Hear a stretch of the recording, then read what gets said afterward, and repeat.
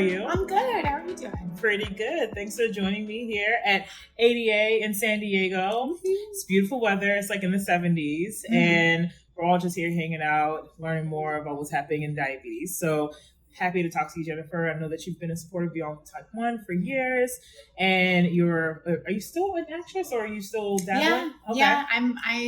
I don't like sleep apparently, so I still do both. So you're still and then I threw podcasting in on top of it because acting and nursing wasn't enough. Yeah. So yeah. And speaking of nursing, you've been an RN for about 3 years now, since 2020. Mm-hmm. So we definitely want to talk about that. And then we're going to get into your experience with the InPen, which is something I've used as well. Yeah. So I can't wait to hear about your experience with it too. I always love to compare notes with like fellow diabetics. So. Yeah, it's a good. We'll get to that. We'll get to that part. Okay. So tell us, like, what's been new with you since you started being an RN. Mm-hmm. I know it was like right there in the middle of the pandemic. What was that process like for you to achieve that accomplishment? It was baptism by fire for sure. I look back at like who I was in December of 2019 when I graduated nursing school. Yeah. And then like who I am now. And I'm like, oh, those are different people. Like Pollyanna was so excited to graduate nursing school and get into it. And she had no idea what was coming. Yeah. But at the same time, like I try to find the silver lining in everything, right? Like with my diabetes diagnosis, all the D's whenever I say that, I always get my tongue twisted. But, or just with whatever life brings. Yeah. So with nursing in the pandemic and that being my introduction to nursing, I look at it for the perseverance and the strength that it brought me and hopefully making me a stronger nurse going into it straight into the eye of a storm like that. And as a person with type 1 diabetes, what is it like to kind of show up for your patients with diabetes? Do you feel like that experience, or at least that personal experience, makes you an even better RN? To be able to relate to your patients? Well, absolutely, because you know what it's like to be a patient. Yeah. I mean, the whole reason I became a nurse was because I had every which kind of patient experience you could have. I mean, I had like a 4-year period when I was first diagnosed when I was 20, where I saw the good, the bad, and the ugly. Yeah. Of healthcare and how patients are profiled or approached in, like I said, in the best and the worst ways. Yeah. And so that really influenced like my approach to my patients and just how I, approach healthcare in general. And I think there's a mutual, I don't think I know, and I'm sure you can attest this too, but like there's a mutual like sort of unspoken understanding with fellow diabetics, whether you're type 1 or type 2, there is overlap there that really, it's kind of the club you don't want to be in, but once you're in it, it's kind of a cool group. 100%. And so what's the coolest thing for me as a nurse is when I have new onset diabetics and having that talk with them of just being like, hey, today's the worst day. Yeah. But every day after this, you're going to have hard days. I'm not going to lie to you. I'm not going to say it's going to be easy, but like after you first get diagnosed, and unfortunately a lot of times when I see them, they're in DKA or something like that, but I have that conversation with them of like, look, here's like my devices. This is what I use. You're going to get to a place where you're going to figure out what works best for you. Yeah. But just know after today, it's going to keep getting better. Yeah. And you're going to have a better understanding and it's going to make you stronger. I love that you just said like, today is the worst day. Yeah. Because when you're diagnosed, it is overwhelming. It's an overwhelming experience. Yes. And I know if I were diagnosed and if I had met you, I think I would have found some comfort in the fact that you're just like me and here you are so confident in your own management that you're able to talk to me about it. What is the response that you usually hear from your patients when you see that you have diabetes? Is there a sense of relief that you get from them? Do you feel like they're even more engaging with you than maybe another person that may not have diabetes? I think it breaks a wall down. Yeah. Because I think I totally relate to what you just said about just that feeling of overwhelmed. Yeah. Like when you're first diagnosed, I was talking to, one of the other Medtronic champions today about how, like, when you're first diagnosed, they talk to you like it's a death sentence. Yeah. They're like, oh, I'm so sorry. Like, I'm like, did I just get 6 months to live and I didn't know it? Like, what, am I in an alternate universe? Yeah. And then there's just this kind of like surreal out of body experience where you're just kind of overwhelmed and you don't know. So to have somebody kind of ground you and bring you back to earth, that was something I didn't have. So if I can provide that for someone else and sort of break that wall of being like, hey, you're okay. Right. Like, let's just start like breaking it down one thing at a time. Yeah. Let's just make it more accessible, make it more grounded in reality. rather than feeling like this other. Because I think like, especially when you're first diagnosed, it feels like this out of body experience. And so to be able to ground it back in yourself and feel like a tangible, possible thing to be able to accomplish is a huge help. And also just feeling not alone. Because that was something that I felt for so long, and I've heard from a lot of other diabetics, is you just feel so alone in it at first until you start to branch out into the community and you realize, oh my gosh, no, there's so many other people people who want to help as well, like people who want to share their own experiences. And what are some of the top questions that you get from your patients when they're newly diagnosed? Well, once they get over like the initial like overwhelming sensation of it, of like, well, the biggest questions are, can I eat this? Can I eat that? Because I feel like there's such a can't mindset with diabetes, and a lot of like providers that don't have it. And I'm always the first person to say, no, you can. Right? Like I want to live by example of like having diabetes is not prohibiting you from doing anything. You can explore every passion you want in the world. You can drink, you can eat whatever you want within moderation. And then you find like, for me, like the InPen makes the most sense with my life, but you have to like work with your doctors of finding like what system works best for you. But once you find that, you don't have limitations. And that to me is the biggest thing, is like they ask a lot of questions about what the limitations are. And I have to find ways of being like, there aren't any. You just have to find the right plan of care to make sure that you're safe in all of the choices that you're making. Yes. And I think that's similar to anyone that's trying to go through some different health behavior change in some way. Like it's something that we would tell people who are trying to get in or trying to improve their nutrition. Like that can't mindset, trying to reframe that to you can. You might want to try to add in some things like some extra vegetables, some exercise, anything that you can do to reach whatever goal that you're trying to have. We're trying to have like the best quality life possible. Now, you just mentioned InPen as something that works for you. Tell me about your experience. So when did you start using it? And what were your initial thoughts when you started using it? What are your favorite features of the app too? I use it, so I'm interested. Okay, all right. I have used Now's our time to compare notes. Yes. So I originally, when I was first diagnosed, I was put on a pump, and I loved like the continuous bolus of the pump and like the knowledge that it gave me, but I just hated feeling tethered to something. And then also too, like going between patients' rooms or on set or auditions or wherever I was, it just didn't make the most sense for my lifestyle. And so my endo introduced me to the InPen, which, as you know, it's a smart pen that works with an app on your phone, which I love that aspect because it's less devices I have to like carry with me. It's already on my phone. And then being able to like have like the right dose at the right time, reminding me of like when I should take it and helping me calculate without having to calculate. If that makes sense to those who aren't. I know it makes sense to you, but for those who aren't familiar with it, it takes that mental math out of it. And that's one of my favorite features. That and the half units. I haven't seen anything else where I can do a half unit without having to like take a syringe and like kind of eyeball it. And then who knows if I'm getting 0.35 or what, if it's really half, those are my like, between the meal estimation, which is how I choose to use the app rather than the exact carb counting, but you can do both if you want to. Because I just don't want to think about numbers at all. Me neither. Like small, medium, or large, baby. Like that's what I want. That and the half units are my two favorites. And what I really loved about it, so when I started on it, one thing I loved is that it was inexpensive. The battery lasted for a year. And also it was because I wasn't on a pump or anything. I had no experience with that, but I knew a few things. I hated logging my own insulin dosages. So the fact that I got to just like, inject and then just automatically went to the app. And also that I didn't have to calculate my own units. Like, so it does all of that for you. It has all like the best features of an insulin pump. But if you're someone who doesn't want to be tied to one, it's a really good tool to have. And I think it makes tracking so much easier. And then when you're in the app and you see like the data, and that way you can just share it to your provider, but you get really good insight into understanding like, okay, I ate this many carbs and how much insulin I've used, or this is a day where I worked out really heavy and I realized I didn't need as much insulin. I think it gives you really great insight into just how you're taking insulin, how you're using it. Another feature that I think is really great, and I also love this tool for people with type 2 diabetes as well.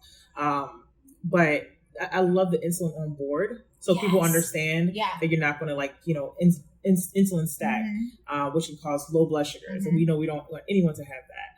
But I felt like it's a really good tool for people who don't want to be on a pump, but also like where even just having a pen or a syringe is just too much work. So it relieves a burden, a true burden. Yeah. To me, it's a nice like meeting in the middle. Yes. Right? Like it has the technology like of the pump with a lot of those features while also being able to give you the freedom of an MDI. Yep. And like my endo, talking about like tracking it for me, I had this like really nerdy notebook that I would always lose, always forget at home. Yep. My endo would look at it and be like, what are these notes? This chicken scratch, what is this? When I was using like manual pens. Yeah. So when the InPen, like when I started using it like 6 years ago, I was like, oh my gosh, I don't have to bring that nerdy notebook and don't have to forget it ever again or have a million notes apps that then I get lost in my phone. I was gonna say that's me. Like I'm like in my notes app and then I'm writing it somewhere else and I'm like, I'll put it all together eventually. And then that eventually and I don't. Comes. And then it's my no appointment. I'm like, and he's like, so how much insulin are you using? I'm like, I guess I'm using this much. Yeah. And he's like, are you sure? Because those endo appointments sneak up on you. Yes. You're like, it's been 3 months already. Oh, I gotta like calculate all that. Forget it. And after a while, I'm just like, look,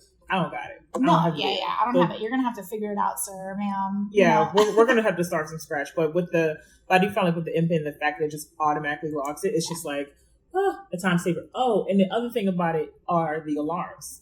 Yeah. So the notifications to remember to take like your long acting insulin. That was really important, especially for someone that's taking a long acting insulin like twice a day. Yeah. So it really helped with having a consistency with diabetes. And as you know, that's pretty much the most of the journey is being as consistent as possible. Which is hard when life is inconsistent. Exactly. And the InPen kind of like meets you in the middle. Right? When you're running around, which, I mean, you sound like you're running around just as much as I am. Yes. But it's like when you're running around, it kind of like meets you in the middle of being like, hey, it's like having like a little diabetes educator in your pocket where it's like, hey, remember? I love that you just said like how I said, it was consistent. You're like, especially when life is inconsistent. Yeah. I felt that because life is so unpredictable and diabetes, can also be unpredictable. But if you can just get as much data as you can, it's like you can learn to prepare ahead of time, I think. So we've gone over your favorite features. And so I love to kind of wrap up these interviews with inspirational messages. Yeah. And I feel like this interview so far has been so just on the money. And I can tell that you're so vibrant. And I love the way that you speak with such passion and humanity for our community. So a few things, rapid fire questions. Oh, I love it. Awesome. Let's go. We'll get to the inspiration. Hopefully my brain works rapid fire. Well, I can't promise that. I'll do my best. No, you got this. Okay. You got this. Okay. First thing that pops in your mind. Mm-hmm. What's your favorite go-to low snack? I was saying the other day, it just changed. It was Skittles. But now I think maybe like those little like individual chocolates. So like a Hershey Kisses or something? Like a Hershey Kiss, but like a dark chocolate. Because then I'm like, it's good for my heart and my pancreas. Okay. Or lack thereof. I mean, I've heard dark chocolate is healthy, so. Yeah, that's what they tell me in the ether. It's true. So we saw it on the internet, so it's true. What was the first sign or symptom you saw before your diagnosis? Oh, okay. I had a lot of them at the same time. One of the biggest ones was my vision like got completely blurred. Ooh. Which, funny story, I mean, heavy symptom, but funny story, auditions that I would go to, they'd be like, she doesn't feel really connected. And I'm like, because I can't see you. I can't see your face. I'm like, I can tell you have a face, but they're like, I can't look you in the eyes because I don't know where they're at. So yeah, like that was kind of a funny like thing that I was like, okay, maybe I need to take a break from acting and figure this out. Not diabetes get in the way of booking a job. Yeah, totally. Yeah, totally. Yeah, trying to get the bag and diabetes just like, girl, you can't see. They're like, she's disconnected as an actress. And I'm like, because I can't physically connect with you. Like, Oh man. Like, well, I got it back. You got it back. Okay. Because I think you can see me. I can see your beautiful face, crystal clear, baby. No, thank you. I appreciate that. What piece of advice do you have for someone newly diagnosed? Like I said before, that the first day is the worst day, and every day after that, it won't be easy, but it will get better. Love that. It won't be easy. You won't. Perfection is just not. Abandon perfection, and it's not interesting anyway. No, it really is like, to me, 80-20. Like, be as consistent as possible. I love that. Like, perfection is just not something that you want to kind of focus on. The most interesting people are not perfect. Exactly. I feel like be yourself. Like, who wants to be anyone else? Coming from a former perfectionist, diabetes, like, weirdly enough, I always refer to it as a blessing in disguise. Yeah. Because, like, of course, like, there are days where I'm like, I wish I didn't have it. Yeah. But now that I do, I find all the things that it's given me. Yes. And one of the things is it, like, rid me of my perfectionism because I had to. Yeah. Like, you can't be perfect with diabetes. No. The sky will be the wrong shade of blue and you're high. And you're like, why? I don't know. And also, you know? like, you're going to have days where you just don't want diabetes to exist for you. Like, yeah. I mean, like, you want to break. Yeah, you want to break. Like, yeah. there are days when, and Mariana and I joke about this all the time, where I'm like, well, we're out, so diabetes doesn't exist. Yeah. We're on a road trip, diabetes doesn't exist. It's Vegas, like, everywhere. It's Vegas. Yeah. We don't have diabetes today. Yeah, and yeah. But those moments do help when you kind of need that mental break, because diabetes is with you forever, but it doesn't have to define every single moment of your life. Yeah. It already takes up enough of it. When you're low, are you cranky or are you happy? Oh, I'm cranky. I'm that, or I'm like an airhead. Because obviously, like, glucose feeds your brain, right? Yeah. So I'm either like hangry is the first stage, right? And the second stage, when I know I'm going super low, I'm like, I can't find, like, I'm like, I need, and I like can't find the words. And, like, and people are like, you need what? What do you need? And it's like, it's like those old Lassie episodes where they're like, where is she? Who fell down the well? And I'm like, they're like, spit it out. What do you mean? I'm like, I don't know. Like, my brain just stops working. So I go from like hangry to airheadish. Those are my phases. I get really silly. Okay. So I make a ton of jokes. But I also that's a great stage. Also, like, people aren't going to notice. They're like, "You're awesome." I'm like, yeah, and I'm like, how am I when I'm not low? Like, you're like so dull. Like, so, like, while you really come to life, I'm like, yeah, I'm only about to pass out. Like, how ironic! You come to life right before you pass out. Yeah, I'm like, oh well, guys, the funnier I get, you should probably like call someone. Like, if I start doing stand up, call 911. Call like right now. Call Mariana. She has my glucose numbers. I love it. And I also get airheady. Like, the other day I was low and I just noticed I just started staring into space. I was like, oh. I'm like, if I'm sweating and staring, call somebody. Yeah. And I'm just like, I can hear people, but I'm not. Yeah. It feels like an out of body experience. Yeah. Last pass round. Let's see. I just found it. You can do it. I was like, if there's multiple, you can add a few more. You don't feel like you got to do one more. I'm having too much fun with you. Actually, I really like this one, but this one probably won't be fast. I don't know how fast the rest of them have been either. We talk too much. Yeah, I mean, like, I'm okay with it. We can edit it or not. I'm okay with not editing. Yeah. What is your favorite film or TV depiction of type 1 or just diabetes in general? If there is a favorite. Or it could be the most ridiculous depiction that you've seen. I'm not going to say I have a favorite, because I literally made a movie with a friend of mine because I hadn't seen one that I felt like was accurate. Because I was talking to someone about representation earlier, of just the fact that, for me, representation is showing people, and that's just a part of who they are. Yes. It's not pointing all the fingers at it being like, look, this is our example of this. Right. You know what I mean? It's like, this is our diabetic character. Right. It's like, no, I don't want to be an after school special. I don't want to be an example. I just want to be shown as this is part of my life. It's not my entire identity. It's just part of who I am. Yeah. And so it's literally my friend and I made a movie. We had one summer off from nursing school called The In-Between about just representation. Where can we find it somewhere? Yeah, it's on iTunes. Okay. It's on iTunes. Because she has CRPS, which is a condition, it's like a chronic pain condition. Mm-hmm. And so it exhibits both of those conditions, but it's not the main point of the story. But for me, the most ridiculous one that always makes me crazy, and I do know that some patients get violent when they have lows, but is Steel Magnolias, Julia Roberts. It kills me. It's so melodramatic and it's so over the top. Yeah. That salon scene where she's like, Juice. She's just like, no, Mom, no. It's so just... It's too much. Please give this woman some apple juice. Yeah, it's too much. I'm like, I've seen people get aggressive, but more often than not, that's not what it looks like. Right. And that was such a popular movie that now I'm like, everybody thinks that that's when I'm low, I'm going to be punching people out. Yeah. And slapping Sally Field. And that's not what happens to me when I get low. And to most of my friends, we're not slapping Sally Field when, we get low. Yeah. And so that's probably my least favorite depiction, just because it's so melodramatic and it was such a popular movie that now I feel like it's given kind of misinformation of what most people, when they go low, I feel like it's more of a quiet response for most than it is this outward huge thing. Because we don't have the energy to act like that. No, if anything, you're likely about to pass out at any time. Which, like I said, some people do have a violent response. I'm not saying that that's no one, but like I said, most of my friends that I know, we go quiet, not big.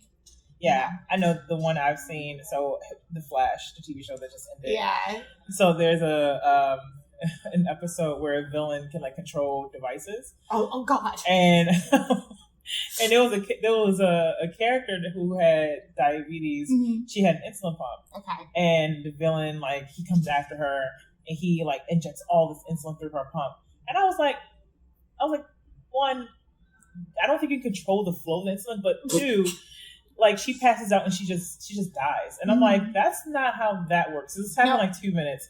And I was just like, this is ridiculous. And I was like, maybe someone should just go in, take all the diabetes in media and just be like, this isn't accurate. That would be a really great TikTok, actually. Right? You know what one always gets me? And it's, I feel like almost every time is, and I'm not going to call them out because it's, even though I called out Still 9 Movies, but that movie's been out for a while. Yeah. But every single time there's a diabetic character, 9 times out of 10, they always go, they're running low. Where's their insulin? And I'm like, let's just make sure we murder them. Oh my God. Every time. It makes me crazy. I have seen that. I'm like, so you just committed murder. There's a felony that's just been committed. Also, I'm like, yo, and I have, and this is no shade to my friends who are writers. I have writer friends. But I'm saying, writer's room. Google's. That's a simple Google. I'm like, it's right there. That I'm like, or even on medical shows, I'm like, where is your medical consultant? Is she crap tea? What's going on? Yeah, she's not there that day. Where is he? Where is she? Where are they at? But that one kills me every time. Yeah. That diabetes in media is so it's to me it's humorous. It's funny because you have to laugh about you have it. to. It's so over the top. I've seen some other ones. There's a movie Soul Food where it's about an African American family and the grandmother she passes away from type 2 diabetes and now she pulls the Steel Magnolias. And she her arm gets caught in a fire basically and it's neuropathy. Oh, okay. And then she goes from that to just dying in the hospital. And I was just like, okay. That was aggressive. And because of that, it's the Steel Magnolias effect. People think that's what type 2 diabetes looks like. And I'm like, no, that's not what it looks like. It's I always stepped on a thumbtack and now my foot's going to get cut off and I'm dead next week. Diabetes is guys, this is not what diabetes looks like. We're living proof. Yeah. We have healthy lives. Yeah. But that wraps up my questions for the interview. Yeah. Well, where can people check you out? You mentioned your podcast. Where can people listen to it? I'm assuming it's on every podcast platform. Yeah, so the biggest places that you can listen to Wizards of Wiggly Pod is either we have our YouTube, which you can see us. Yeah. If you don't want to see us, you just want to listen to us, we're on Apple and Spotify are the biggest places. Nice. But check her out on YouTube. Yeah, YouTube's fun. You better watch her. Well, the YouTube's fun because David and I sometimes forget that there's the audio component. Yeah. And so we try to remind people of if we're making a visual reference. Yeah.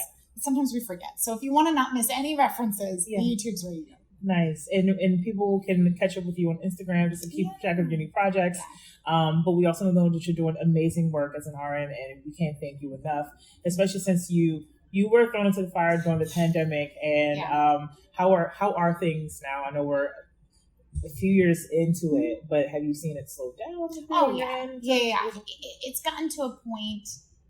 It's apples and oranges from what it was in Heavens, and we understand so much more about it now. Yeah, I'm not going to say funny because that's the wrong word, but it's interesting because we still have just a little residual of people being like, well, I have COVID, I'm here, and we're like, you don't have to come to the ER anymore. Yeah, just because you test positive, stay home, please. Yeah. It's actually better if you stay home now rather than just coming and so it's interesting, still getting that education out to different patients of how we handle it now, because it's not 2020 anymore. Thank God. Yes. And after vaccinations and treatment, and we just understand it overall more. Yeah. And so it's it's a different world, and it's definitely calmed down a lot more. It doesn't mean like the severity that it was in 2020 and the uncertainty. Right. We still want people to practice precautions, Of but course. as you mentioned, like you don't need to go to the ER now, and COVID tests are everywhere. Yeah, now, we still have people that come to the ER for a COVID test. I'm like, no. Yeah. Go to CVS. Go to CVS. Go to like Walgreens. Go to like your other places. Your insurance can reimburse you. Yeah. And in some states, they'll even mail you one to your house. That's like, right. Don't come here. I said I did. I got the mail to my apartment. Yeah. So I'm like, it's been helpful. Don't come here. Yeah. And then they get mad. They have to wait. I'm like, of course you have to wait. You came here for an inappropriate reason. There are different resources available now, and I'm so glad that you mentioned that, because I do think there's still a lot of fear around it. But like I said, we know much more about it, and there are different options to address it. Oh, thank you, Jennifer. This was awesome. Yeah, you're so much fun to talk to. Thank you so much. You're fun to talk to too. You're really fun. Let's talk. We gotta do this again. Yeah, we have to go to Vegas or whatever the diet. We're gonna be low on purpose, and just so I can see like how you get, if you do the Steel Magnolias effect. And I'm just gonna like do some stand up. You know what's gonna happen if we grow low? We're both you're gonna get funny. Yeah. I'm gonna get spacey, and then we're both just gonna be in chairs like this in the corner before we both pass out. With our It's gonna be a really good time. But we didn't take them. We didn't go low because we didn't take the InPen. So yeah. We're doing that. Tiara and Jennifer in Vegas. Yes. Going low. I'm down for it. Let's go. Well, thank you so much. This is so much fun. And thank you everyone for watching this. Go check out Jennifer's podcast, Wizard. I know. Tell me about it, girl.